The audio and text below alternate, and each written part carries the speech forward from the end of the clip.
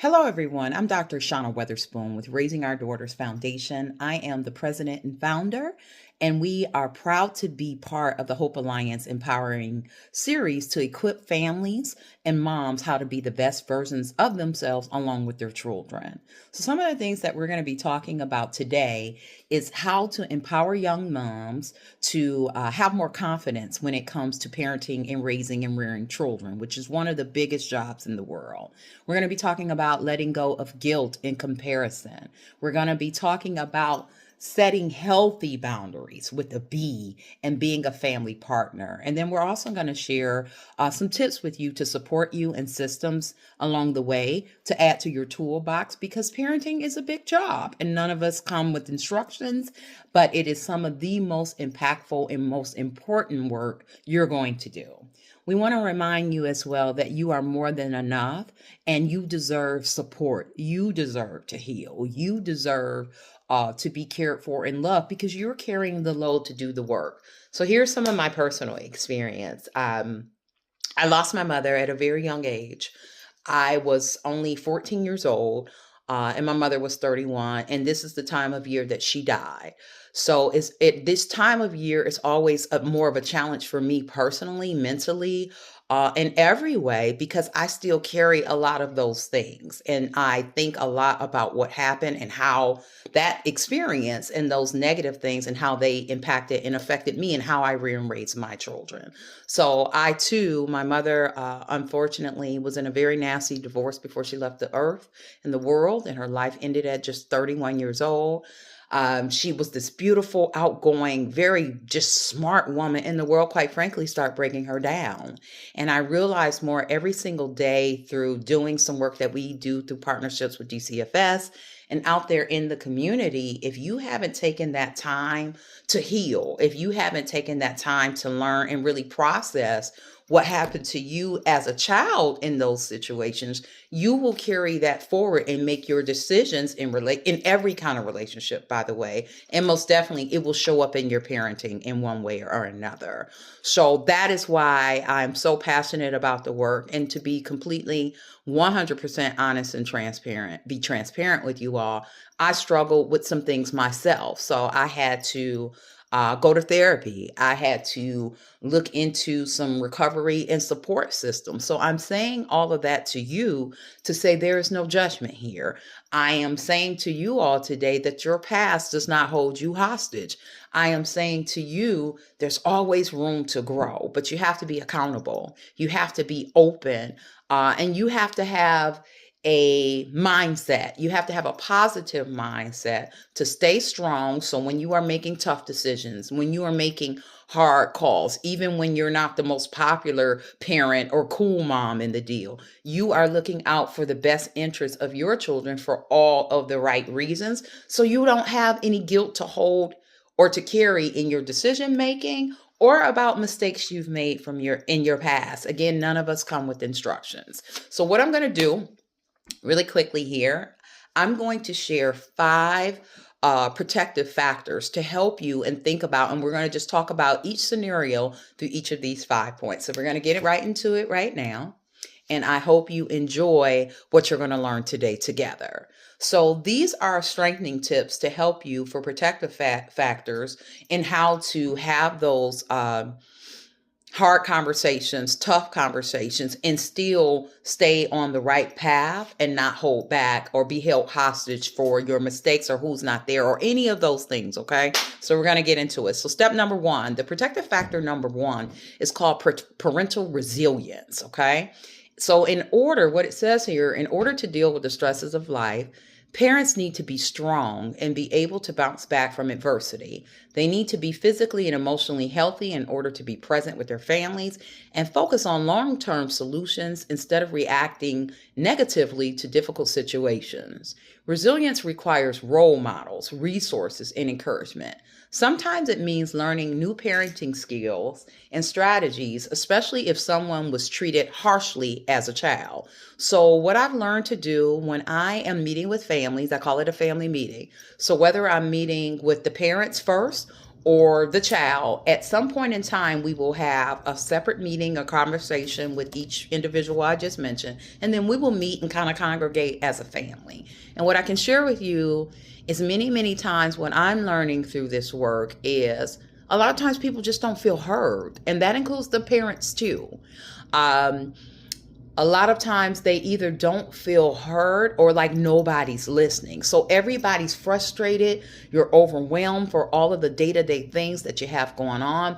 Given the climate of the world that we're in, like it is a lot, right? So what I do is I say, how are you doing? What do you feel like you need to be supported?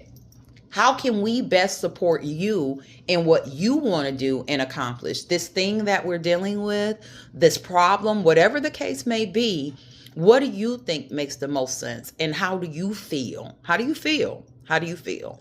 And then listen, then sit back and listen, because you learn a lot when you learn a lot more when you're not listening to respond. You're actually listening to understand. So that's one have the resilience, ask the tough questions, take your emotions out of it, let them feel how they feel, but you stay focused on the facts. The facts is this is my child. The facts is this is a situation that happened. The fact is this did hurt them and this is how it affected them. And if we don't do A, B, and C, these are going to be the outcomes in a negative way or a positive way if we do this and we do that. So I always tell my kids and parents, every decision you make or don't make, there are choices and there are consequences to come with it. So lay that out, talk them out. And it's something about, even if you do this, have this conversation, like a self-talk, if you will, right? So I do that with myself. I will say, okay, let me be real and be open and honest about what really happened here. This is what I did. This is what I could have done better. This is what I'll do next. And once I'm really honest with myself and I work through that process and I say the words out loud, then just getting that out of your system, it does something very special for all of the people around you, including you. Step number 2, positive social connections.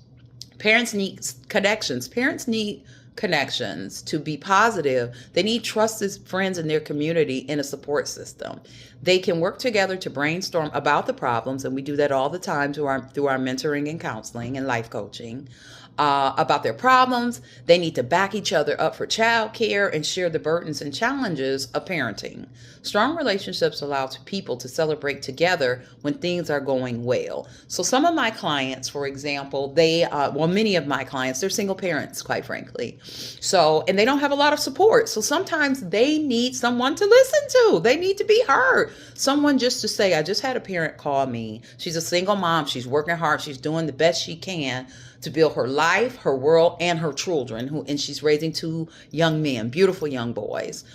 She had a school issue, because both of her children are autistic. They are getting kicked out of school because many times they're disruptive. Many times they're play fighting each other, not even the other kids, but one of the children involved has a biting issue. So mom is frustrated. She's like, I just got a new job. I don't have anybody to help me with my kids outside of our small, support unit and church family they have here. So she was just frustrated. So even just being on a call to say, okay, let's put a call out to moms groups. There's 3 people I know personally that own daycares, but I don't know if that shift is available because she needed help with covering the morning coverage between the kids getting off from the bus to go to school to daycare in the morning versus after school because she has to work, right? So sometimes just having somebody, a trusted ear that you can call, bounce things off on, somebody who's going to give you resources, it can make all of the difference. But if you are not asking for help, or if you're not open to receiving the help that is offered to you, then how can we better support you? And many times, and I'm one of these people too, so there's no judgment here, by the way. I have a hard time personally accepting help many times. So I've learned when the support is being offered and they know what they're doing, they have knowledge, they have expertise, and they are genuine people, then I've learned to be more open because that better supports me and the family to do what we need to do. So there's just another great example for you. Step number 3, point number 3, knowledge of parenting and child youth development. Children do not come with instruction manuals. I said said that earlier, and Lord knows they don't. I have 5 children, by the way, and 2 grandchildren, which is why it's important for parents to gain knowledge of parenting and child development. This knowledge helps prevent parents to understand what can be expected of the children at certain life stages. When children act out or challenge them, the parents can learn ways to cope with behaviors that does not involve overly harsh punishments.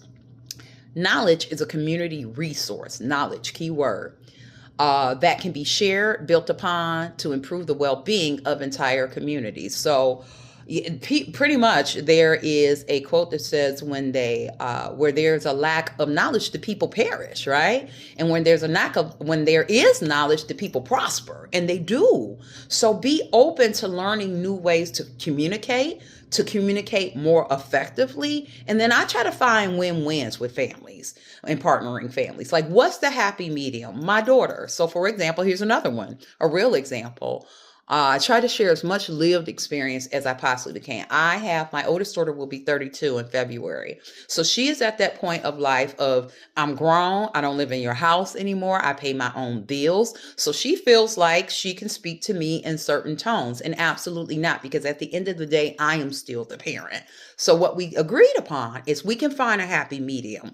We can communicate better. We can hear each other out, but there's a certain way that you can only talk to me because I am your mother who deserves respect. And if we don't have that understanding and we don't create the healthy boundaries that impact all of us in a more positive way, then we got to figure it out another way. And that's a great way too, right? Because it holds everybody accountable. If you talk to it to help everybody understand it. And you've also shared, and I definitely communicate the consequences if you are not accepting what we are trying to partner up in here and do. So that's one example for it to do. Number 4, concrete support. Everybody needs help sometimes, okay? And there's nothing wrong with that. So please don't feel less than. Please don't feel embarrassed. Please don't feel guilty. We all need help. And I can tell you from every demographic, from every household, I work with everyone, and we are all struggling with something. So there's truly no judgment here. Everybody needs help. Families that can get the help when they need it are stronger and healthier when they accept it, they are open, and they're really committed to doing the work. Asking for help is actually a sign of strength. It's not weakness. So that is one thing I can tell you as an adult. I had to unlearn that for years and years and years. I thought if you ask for help, you're weak. I thought if you asked for help, I would be afraid in many situations because I never wanted the help to be used against me. I didn't want to feel like I didn't know what I was doing. So sometimes I struggled even more, or I picked up other bad habits because I was too embarrassed or not open to saying, hey, I need help too. So please open your mouth and ask for the help, and you'd be surprised what shows up when you do. It's a sign of strength, whether it's a sudden crisis like a job loss, a death in the family, or it's an ongoing challenge like a substance abuse or depression. And I have dealt with both, to be very honest. So the help has been a tremendous blessing to me when I better understood it and became more open to the tools given to me to be better, both in my personal and professional life and with my family.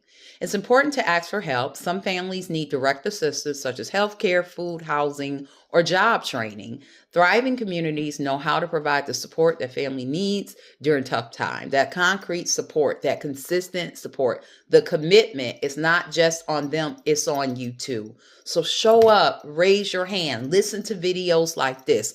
Take notes, what you're learning, apply it, like put it into motion, and you'll start seeing changes. It takes about 30 days to make a change if you are consistently do it. So be patient with yourself. Grant yourself grace. Give yourself time and permission to grow and learn and to unlearn things. It's all a process. Number 5, and we're going to wrap up. Social and emotional competence. Parents and children need to communicate, and parents can help children learn to manage their emotions, express their needs and feelings, deal with conflict, and get along with others. Healthy families are places where both the children and the parents develop the ability to express their needs. Good communication skills help parents understand what is normal and what is not for children at various ages and developmental stages, and can help parents get specialized help and interventions for children with special needs or disabilities. Once you better understand these protective factors and how they are helping families to thrive, we can focus more on giving you the creative support and empowerment support you need as a parent to build your knowledge and skills to implement into your family. So I want to thank you for our time together. I hope this has been helpful to you. I hope over this holiday season, one of the gifts you're going to give yourself and your children in your world, for that matter, is a healthier version of you, a happier version of you, a healed version of you. And I would encourage you to do that too. I realize so many parents, the work that we're doing with our children, no one honestly, in many cases, and this is no disrespect to our elders, our own parents, but many times it just didn't happen, right? So you did the best you could with what you had. In many cases, our parents didn't know what they know. But now that we know, it is for us to do better with that. So that's what I want you to do. Do better, be better, and watch what happens next. Again, I'm Shauna Weatherspoon, the president and founder of Raising Our Daughters Foundation.